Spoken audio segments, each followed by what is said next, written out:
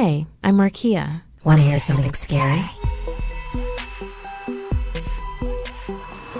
Haunted VR. January is a time to make resolutions. Many of us work on goals like health, travel, and breaking bad habits. In some cases, people work on facing their fears. In this tale inspired by Olivia, embracing technology is tricky for a sheltered young woman. Is she right to distrust the eyes and modern hardware that echoes her deepest fears? The car crash replays in my head all the time. The onboard computer fritzing out, the screech of brakes locking, the terror in my parents' voices. Mom and Dad were gone forever, and I was the only survivor. They said it was a freak accident, but my grandparents didn't accept that. They never trusted technology again. They seemed to believe something insidious was lurking behind those screens, plotting, calculating, just waiting to sink its claws into me, like it did my parents.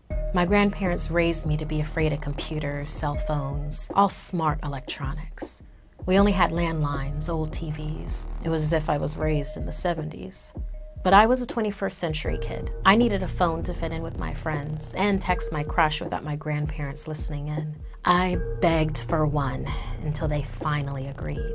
But my adjustment to life with a phone wasn't going smoothly. I felt less weird around my friends, but guilt from my upbringing would find ways to seep in. Sometimes, in the middle of the night, I would hear whispers coming from my phone. Did I leave music playing? And when I'd pick it up, sounds exploded out of it. Nails scratching wood, branches snapping, a girl falling off a cliff. Her scream sounded kind of like mine. My mind was playing tricks on me, and my friends thought I was crazy. They said my imagination would be the death of me. But Kate, my best friend, wanted to help me get over my fear. So the week before school started, she surprised me with a trip to a virtual reality pop-up at the mall. You can imagine my hesitation, but Kate was just trying to help. The idea of cutting myself off from the real world was horrifying, but this simulation was for a peaceful walk on a beach, a mountain, a field, or a forest at night. Drifting through the digital darkness of a forest gave me the creeps. So the sunlight and the beach it was. The VR flickered to life, and there I was, transported to a beach. Turning my head, I could see crystal clear water, the sound of seagulls, gentle waves. It wasn't real, I reminded myself, but it's like I could feel the warm sun on my face. This was actually nice. Maybe not all technology was bad. But then everything went black. The beach was gone. What happened? I asked, panicking, to no response, and then the sounds of nails on wood, branches snapping, and a scream. But where was it coming from? The VR world flickered back to life. I was in the middle of a digital forest, full of fog and shadows. A dense wind spiraled around me. Reaching for my headset, I knew I was not supposed to be here. Then something moved out of the corner of my eye. A cloaked figure in the trees. Another, then another, until they were all around me, slipping in and out of the darkness as if they were made out of it, their claws scratching the trees, branches breaking under their feet. This wasn't some virtual reality trick. This was real, and there was only one thing to do: run. I weaved through the trees as the figures desperately clawed after me. Then something stopped me. In the real world, I had hit a wall. A figure grabbed my shoulder and scratched. The pain was real, but there was no way the scratch was, right? Kate's voice drifted in and out from the mall, which seemed so far away. I could hear the worry in her voice.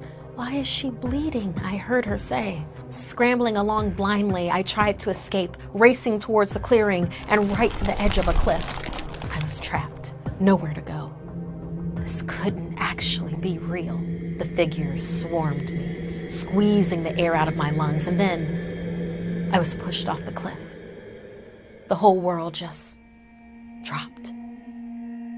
"What's happening?" Kate screamed. My body must have crumbled to the ground in the real world, but in the VR, I was still falling.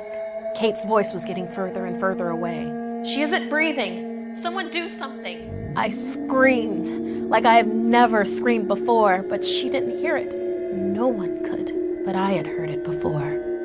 Somehow, it was the same scream that exploded from my phone and woke me up all those nights.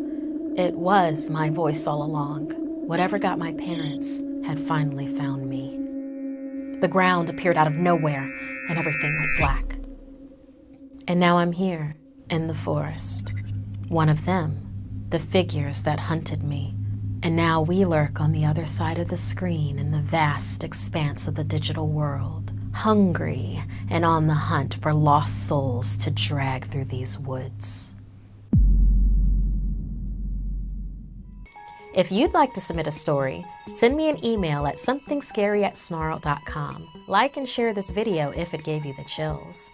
And don't forget to subscribe to Snarled and turn on the bell for notifications. And if you dare, follow me on social media. Until next time, my dark darlings, sweet dreams.